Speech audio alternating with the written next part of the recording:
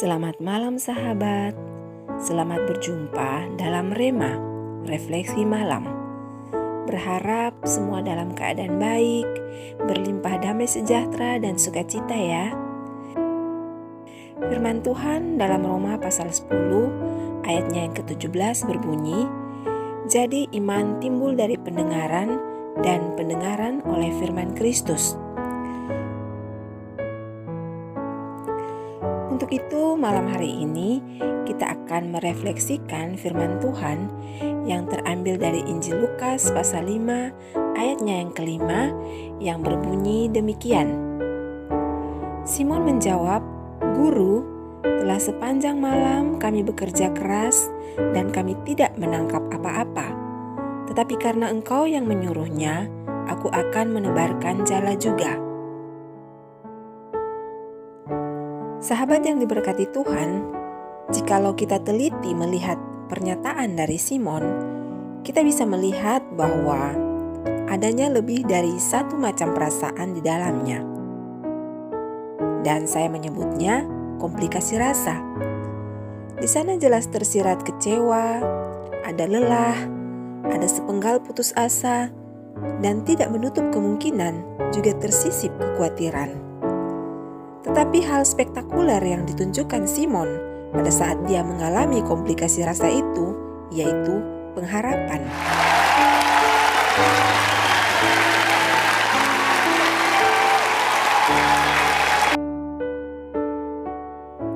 Sahabat, rasa kecewa, lelah, putus asa, dan khawatir adalah hal-hal yang memiliki potensi besar yang dapat mematikan langkah seseorang untuk berhenti berharap.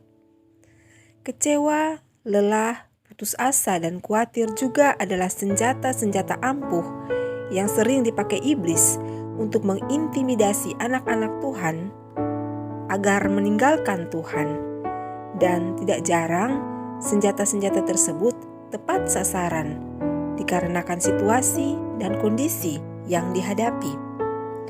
Dari semua senjata-senjata yang dipakai iblis untuk mengintimidasi anak-anak Tuhan, pasti ada penangkalnya.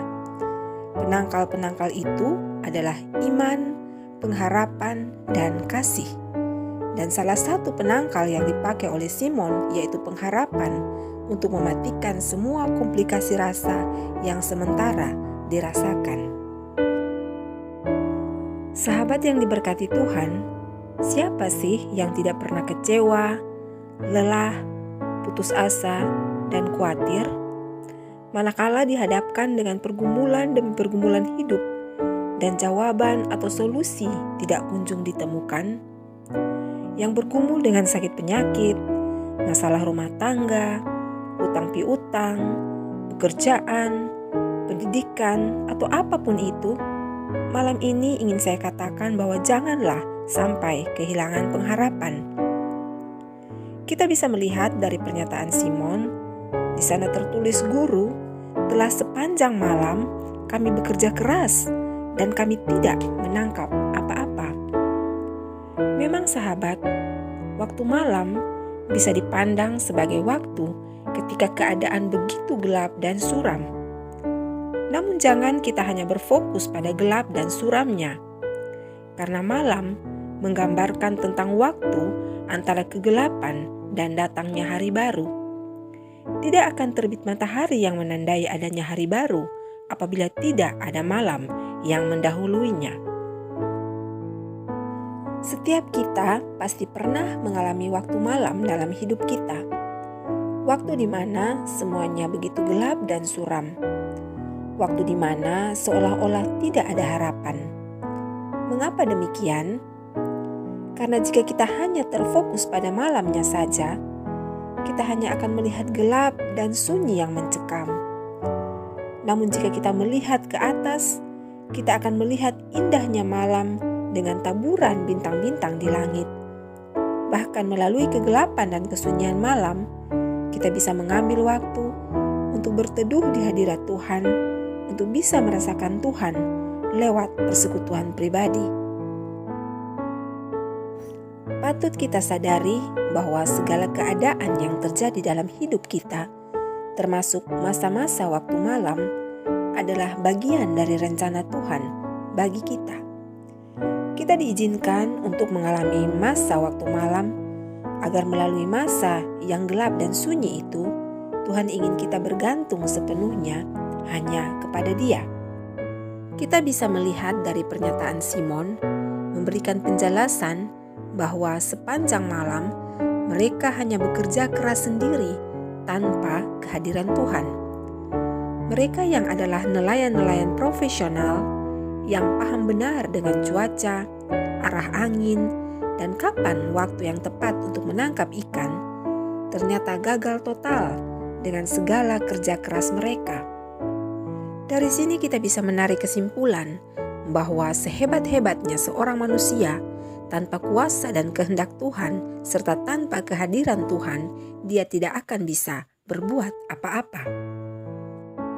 Sahabat yang diberkati Tuhan, kembali kepada hal spektakuler sebagaimana yang dikatakan pada awal tadi, yaitu pengharapan.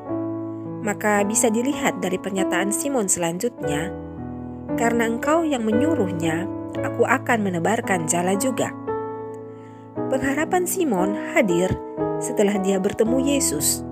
Dan pengharapan itu bukan hanya sekedar pengharapan, tetapi juga diikuti oleh kemauan untuk melaksanakan perintah Yesus.